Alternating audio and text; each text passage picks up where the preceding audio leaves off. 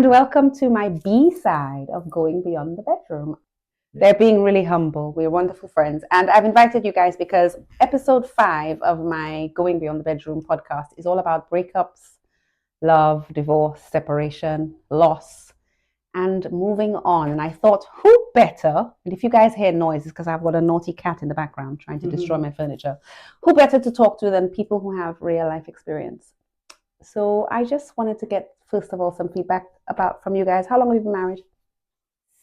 It's actually coming up. 8th of April. 8th of April, it'll be 7 years. You both know, good, because every time somebody asks me and Phil that question, Phil's my husband, I always have to let him answer because I never know the answer. So 8 years. How has it been? 7 years. 7 years going into 8. Tell me about when you first met. Well, that was an interesting one. So I was going through a breakup, my previous marriage, and it was my son's confirmation at his church.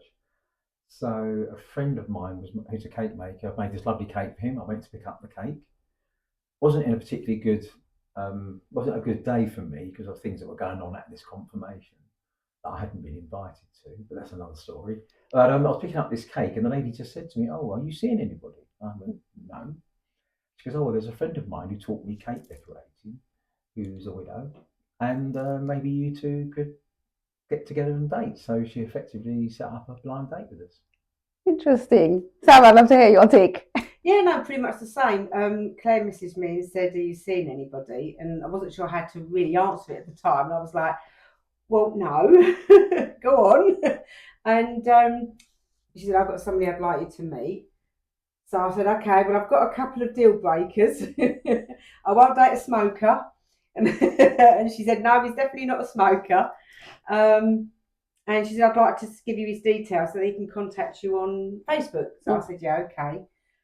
She said, "And then we'll invite you around for dinner," which we still haven't had, Claire. Claire, we're holding you to it. You set them up. It's been 8 years, Claire. Yeah. We need you to come through with the dinner and make it good.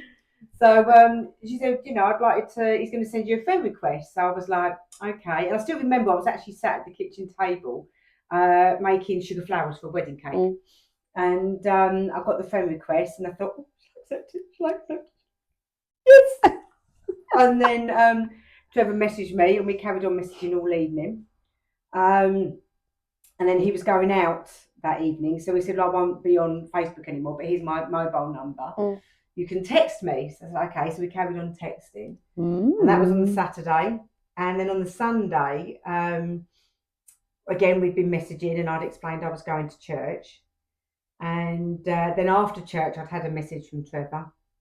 And I can't think what he'd said something. And I said, "Oh, I don't know." I said something to do with my daughters. And I said, "They have a better social life than I do." And he replied and said, "Oh, perhaps we can do something about that. Are you free on Tuesday?" So we didn't wait for Claire to cook the meal. No, still waiting. So we had a blind date, but we'd obviously seen each other's Facebook profiles, so we'd seen photographs. So I knew sort of a little bit of what he at least looked like. So then we had our first date on the Tuesday, 25th of June. Brilliant. Your memory's really good. That's brilliant. Listen, I'm so intrigued and I don't know this story, so this is really good. So you kind of were introduced on a Friday. A Saturday. On a Saturday. Yep. Yeah. And then you talked the whole weekend until Tuesday, until you finally met face to face. I think that was an outdoor rock concert, wasn't it? You was at a concert at the Horse and Groom. Horse and Groom in Rochford, if anyone knows it. And there was an AC/DC tribute band playing, which was great. But I still managed to find the time to message Samantha. And you guys kept talking. I love that. Yeah. I'm curious, Sam, because you had heard, or Trevor, you'd heard that Sam was a widow rather. How long had you been a widow, and were you ready to date, both of you, when you got introduced? It would have been 8 years. I was happy either way. Okay. I'd had a few dates, seeing people, that kind of thing. Nothing serious, nothing I was willing to introduce my children to. So nothing serious. So I was at the stage where it didn't worry me. I was happy to meet someone, but it didn't worry me if I didn't meet someone. Cool. I hear that. And you said one of the deal breakers was non-smoker. And when I first met my husband, we met online, he had been a smoker, and it was something I didn't see on his profile, and that was a deal breaker for me. So it's interesting that we had some similarity there as well. And you guys kind of met online, so another similarity that I hadn't really thought about. Yeah. Yeah, I think my friend Claire fully summed it up with me, that I'm very shy. For people who know me, it's a surprise, I guess, for some people, but I'm not very forthcoming when it comes to women that have me. But it helped that she'd sort of set the ball rolling. But we just hit it off straight away online. So that was Claire said to me, he's very sociable, he's very chatty, he's a really lovely bloke, but he'll never actually ask you out because he'll never actually pluck up the courage to do it. But he did. He did ask you out. He said, would you like, let's do something about it. He hadn't met me then, so I suppose. Brilliant. Trevor, I'm well proud of you if you said, I'm very, shy around women, but yet still you asked. Yeah, I'd say most of my life I might have dated girls, normally for quite a long time. I never wanted to fit it in and out of relationships. But it always took me a long time to pluck up the courage to ask someone out. Great. And so the two of you are kind of like the perfect recipe for everything that my episode has just been about. And we're on the B side, having loved and lost, having loved and lost in a different way, and then finding love again. So if you could sum it up, how was your experience? What would you say? That's a difficult one, really. I suppose my biggest concern with anybody that I met was how that would affect my daughters. So I was always very conscious of that. And it's not been plain sailing, but it's not been a huge issue. My children were older, been 8 years, so they weren't adverse to meeting Trevor, and they quite liked you, didn't they, and what have you. And I never tried to be anything other than your boyfriend. They've never called him Dad, but funny enough, you do get like birthday cards that will say to Dad, but they don't call him Dad. Yeah, I look upon them as my daughters. At first, it seemed a bit strange, suddenly, because my children were much younger. So, and you'd already been through there, didn't you, having younger children. So there was that moment where I didn't know how to act around them. That actually was teenage quite funny. girls. Yeah, for me, having been presented with sort of like, I think, say about a 5-year-old and an 8-year-old, I'm trying to think exactly how old they were, probably in that region. I'm like, been there, done that, bought the t-shirt. Every trick they tried, I was one step ahead. I knew what they were doing. But teenagers, Trevor was like a rabbit in the headlights. He had no idea, two teenage girls, what he was doing, really. But obviously I did, so that helped. It's quite an interesting thing because it's one area that I haven't spoken about in my episode. It's about what do you do when you're blending two families from having, come from different relationships. I have a blended family as well. Our circumstances are different to yours. And we've been very fortunate where the other parents have not been as involved, but it must have been a challenge blending two families. I know it was for Phil and I. How was it blending the two? It's different challenges. See, for my girls, they'd lost their dad, but they were both very young when they lost their dad. So although there was the sense of loss, they didn't have an issue. But so there was no ghost, so to speak, because everything was okay. Whereas obviously the other way around with Trevor's children, their mother is still alive. Therefore, you've got that extra dynamic there of another parent. So I didn't have that. So it's quite different, isn't it? It was quite interesting to see. I think the differences between the two. I'd say that the challenge and this is probably for a lot of people, anyone experiencing this may recognise it, is that, see, my children were at home with their mum, and she was in another relationship actually at a similar sort of time, and they sort of had their own little family group, and they have their rules, and then with us, we had a different set of rules. And my children found that challenging, the two sets of rules. Your girls didn't have to do that. No. So, and my daughter in particular, I think, struggled with that. She was much younger. And my son, no, he struggled with it. I think he sort of, I don't know, he got over that hurdle quite quickly. I think he sort of accepted that, well, that's my dad's and Samantha's rules, and this is mum and her man's rules. But my daughter did struggle with that. But they're both, that's something that I think a lot of people may experience themselves, may actually see that themselves. And that's a really valuable element. And I thank you for bringing that up because, like I said, it isn't something that we often talk about. Even in therapy, we don't often talk about what happens with the children. Sometimes we do. But if a couple comes to us, either having been through a breakup or a loss, yes, we do talk to the children and we do talk about the family and we do treat the whole family. But generally, we just speak with the people and we don't think about the impact of what happens on the children on the couple. And having lived through, blending a family myself and challenges of children and all of the angst that teenage children come with, it must be, difficult, as you say, with the different rules. And children navigate and you have to navigate as well. And also going through the actual divorce, because obviously you're trying to make sure your children are protected from it as much as you can. They still get involved because you get different elements from the courts involved, interviewing and talking to the children. And then you get to this point where, there might be, and this is really the adult thing, not being very adult, but you do, is that suddenly he's like, I'm not happy with this situation. I want to go back to court. We said that one day in front of my son, and he said, please don't go back to court. That was hard. Sorry, that was hard. That was hard. Do you want me to cut it? No, good. But it's just really hard because you realise how much it hurt the kids. Yeah. And you're trying to navigate your own life and your own hurt and your own difficulties, and you're trying to think of the children all the time.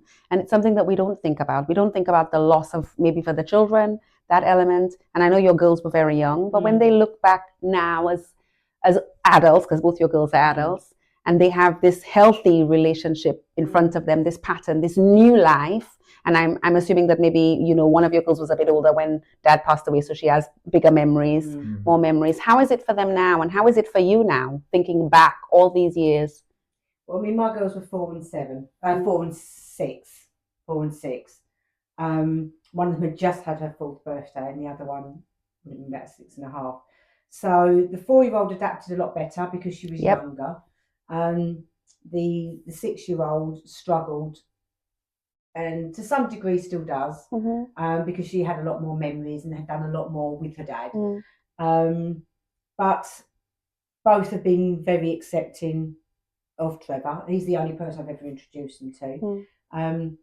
Both are very accepting of him. I think there was the odd occasion when they used to, my eldest daughter would argue a lot with Trevor's eldest son, because she would kind of say to him, I don't have a dad, and yet you talk to your dad like that. How dare you? She didn't talk to me like that. She wouldn't worry about that, but she did used to say to him, you can't, she would really fall out with him over it.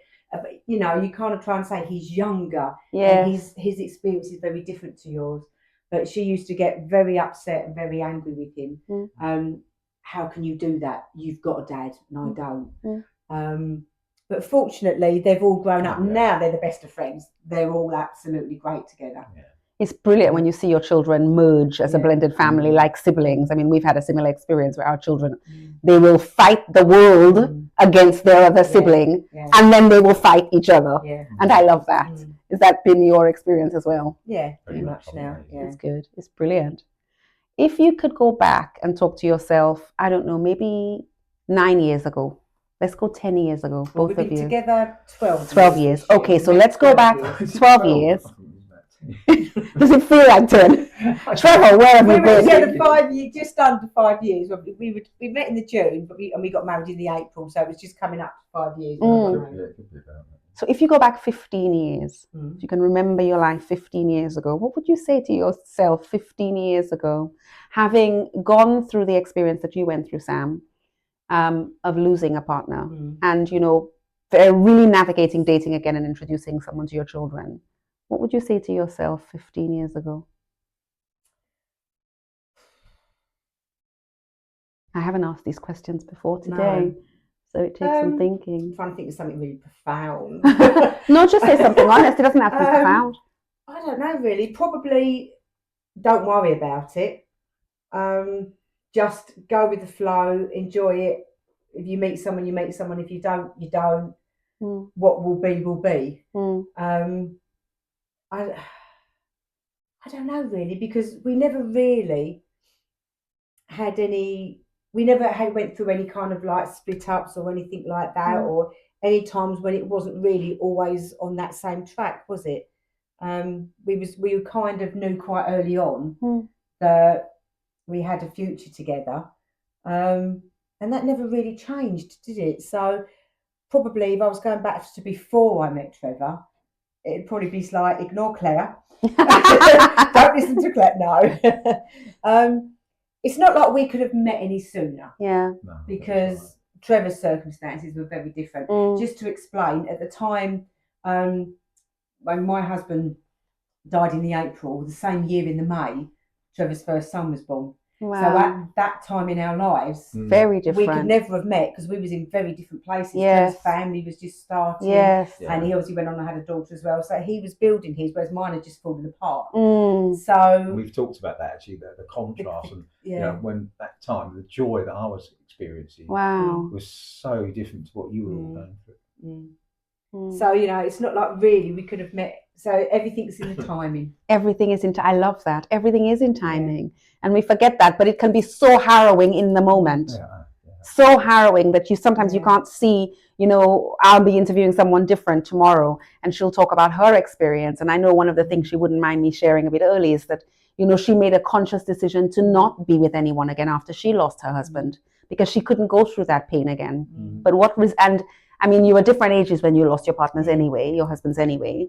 But what resilience of you to think, you know, I may not know it now, but I'll get through it one day. I mean, I said I wouldn't remarry while my youngest daughter was under 18. She was actually just over 17 when we did get married. But because I said I wouldn't have a different name for my children. So anybody I met would have to hang around long enough. But she was 17 and I felt, well, she's not a child anymore, but I wanted to have the same name as my children. So I said, I can only marry someone with the same surname as me. But I didn't meet anybody with the same surname as me. So, you know, Trevor wouldn't change his name. Fair enough. But no, I, for a long time, said, although I wasn't looking to date, if I had dated, I wouldn't have married or anything like that. But then I suppose the right person, the right circumstances changed that. But my girls were then older. The time Trevor was in a position to get married. You know, my daughter was then over 17, so it was a little bit different. I thought she's almost an adult, so we went ahead with it. But for a long time, I did say I wouldn't remarry. Did you think that you'd remarry, Trevor? I didn't know. I knew I felt very lonely. It's like weird circumstances, really. I sort of moved in briefly with my parents. It was all meant to be a temporary breakup. And then I moved in with some friends who really looked after me. I lived with them and I had the upstairs in their flat for a few months. They were wonderful. They really were good. And then another lady I knew, her and her boyfriend had split up and she had a lovely flat. And she asked me one day if I wanted to rent the flat fully furnished while she could do other things. And so that worked out. So timing, I think it was perfect. So I had this flat. And I got very lonely. And I thought what made it worse, I mean, it's very different to Samantha because you were a single mum and trying to work as well and bring up the children. Whereas I'd have my children at weekends and then drop them home and then probably have to get the train back because I didn't have a car. And I shared the car with my ex-wife. And I can still remember I used to walk into the flat sometimes and all the stuff would be there or the dinner we'd just had on the Sunday evening. I would burst into tears because it was so hard. No, that wouldn't see my children now for maybe another 2 weeks or something. It really was difficult. So I felt very lonely and I sort of reached out to people. There was a couple of people I used to work with going back 30, 40 years ago. And we used to chit chat and sometimes meet people up. I did date someone. I dated a lady I met through Facebook that I knew her brother from my year at school and she and I knew each other growing up. And even when we were sort of young teenagers. And we met up and we dated for a few months and she was lovely. And we really did. I mean, I think it was a seasonal thing. We were good for each other at that time. And it was good for my kids. We sort of went on holidays in the Lake District and had some fun. It just didn't work out. But that happens.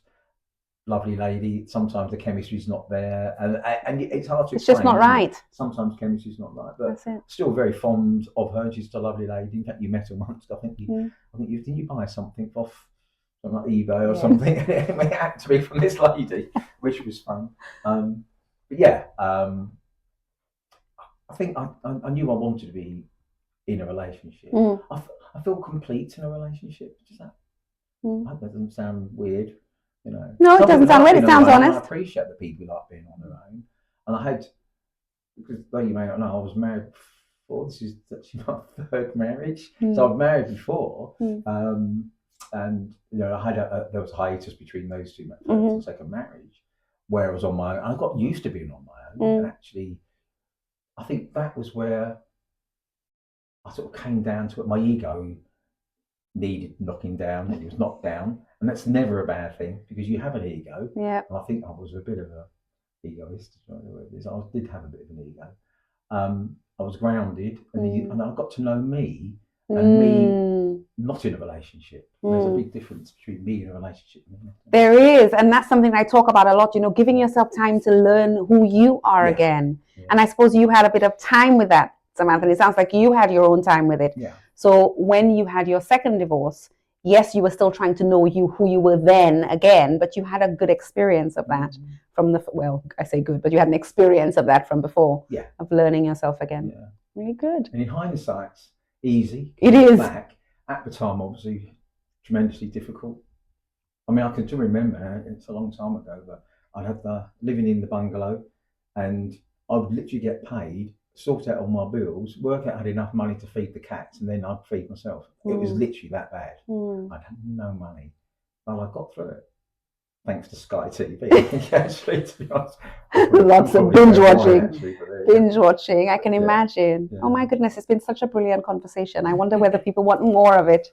If you could give people some advice, people who maybe are going through a divorce, maybe divorced once, twice, 3 times, and wonder whether they'll ever have a relationship again, Trevor, for you, and then having found something, what would you say? And Samantha, what about you, having lost a love with the children, with the girls, having to bring Victoria and Charlotte up on your own and then finding love?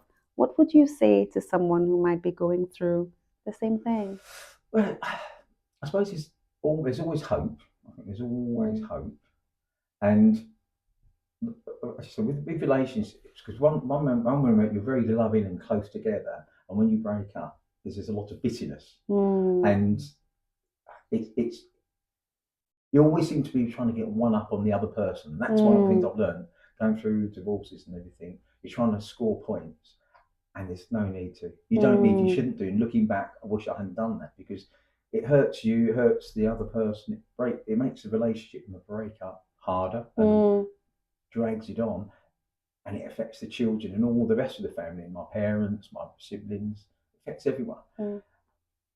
It's easy to say because it's not easy to actually do, but I would say try not to score points with each other. Try for the sake of everyone around you, especially your children, just try and do it in an amicable way if you can. And it's such realistic, solid advice because you're right. It's almost impossible to do it in the moment because you're a real person with emotions and there's so much investment. And then it comes to happen and then you just think, oh, I can see myself doing this and I can't stop myself. So it is really... And I'd flare up. I'd get a letter from a solicitor, I'd flare up. That's it. And that's the emotion and fear. A lot of it's fear as well. Yeah. You know, I thought, I'm either going to see my children, I'm going to lose my children. Just the fear of the unknown. Samantha was brilliant because I would get all this stuff through and it would literally overwhelm me. And you would sit me down and go through it with me. That's brilliant. And calm me through it. And she's missed her calling. She should be a therapist. And it's possible because you often find that, and you know, if it the other way, if Samantha suddenly gets something, and I mean, you don't get that sort of information through, but if Samantha gets something that upsets her, I can be the person that's then the calming influence. I think if one of you has that issue, the other one always seems to step up. That's it. It's funny how, and that's how our relationship works. It's normally Samantha stepping up to help me. To be honest. I think it's a lot of both. Go, Sam. What about you? For me, I would say do it your way. Don't allow somebody else to say, you should be over it by now, you should be doing this, you should be doing that, or you shouldn't be doing this. I fully admit that probably the first couple of years after my husband passed away, my girls must have been in every single club they wanted to be in. So every single night of the week, I was out. Not for me. I was taking them to gymnastics, to dancing, to, I don't know, whatever they wanted to do. They did everything. And I remember sitting there once in gymnastics and thinking, I actually don't have a free night. And this was a couple of years later. And I thought, this has got to stop because I'm no longer me. I'm just running which was great. It kept them occupied. It kept me occupied. And that was what I needed at the time. But it's no good everybody else saying to me, you've got to stop that. No, that kept me going. Yep. That kept me going. And when I got to the point where I thought, yeah, no, it's too much, then I kind of spoke to the kids and said, look, you're doing an awful lot. Yep. Can we knock some on the head, do you think? And surprisingly, they was like, yeah, we'll stop this and we'll stop that. So I think we were all doing stuff to distract ourselves. Yes. But if that is what you need, then do it.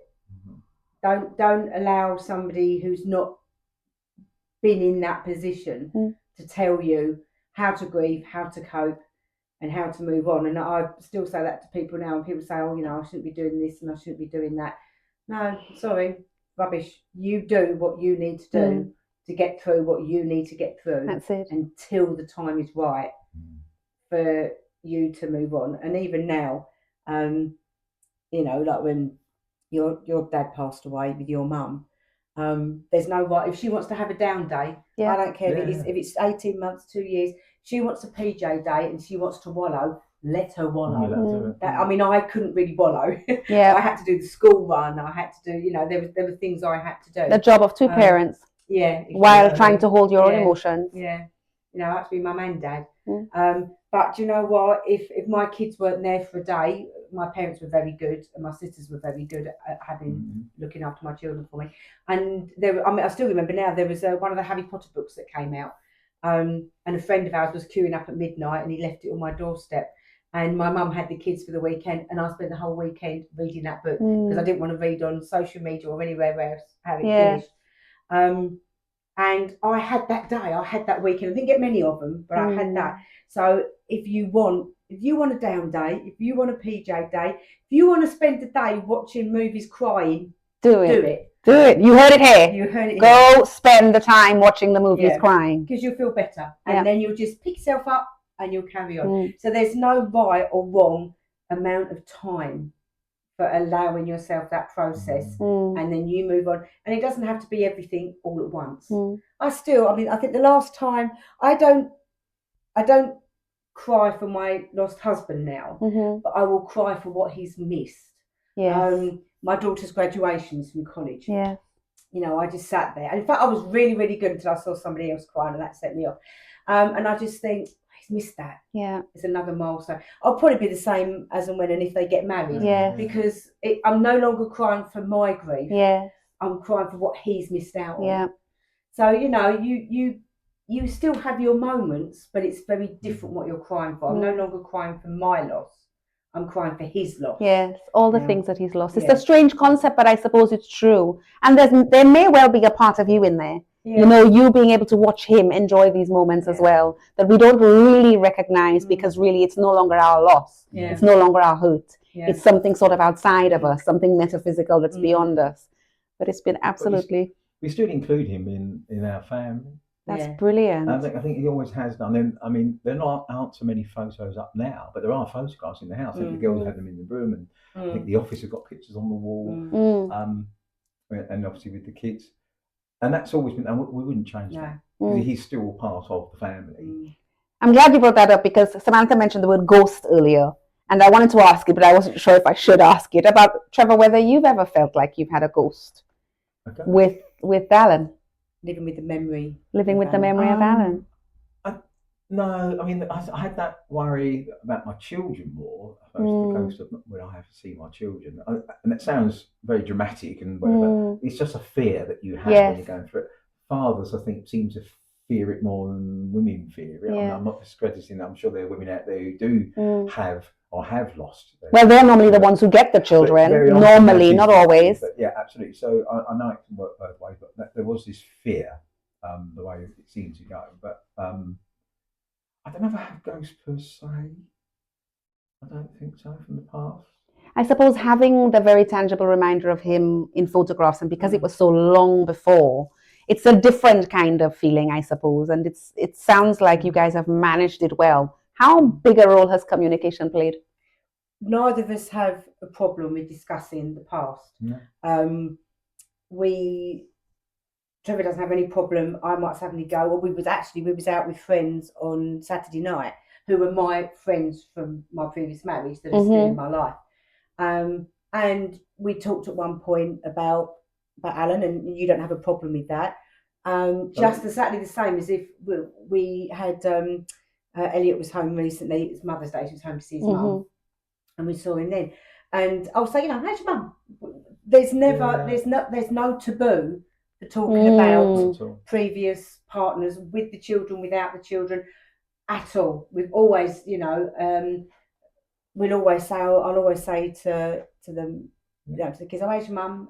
How's work? How's her relationship? Anything like that. How is everything? I don't want them to feel we can't talk about it. And Trevor's exactly the same. My girls are welcome to talk about their dad, because you can't do that. You can't stop kids talking about their other parent, whether they're here or not. So there's never any taboos from that point of view. I think it's funny because Elliot would come home to see his mum, but she didn't know. It was a surprise for Mother's Day. So he came on the Friday and stayed with us. And that was sweet, actually, because he couldn't wait to see his mum. And we were excited for him. And I asked him, was your mum surprised? Was your mum surprised? How did it go? Oh, that's brilliant. That was a very fleeting visit. Yeah. And communication between the two of you, how important has it been over the years? Dumb question, but a good one. We do talk. Me more than you, probably.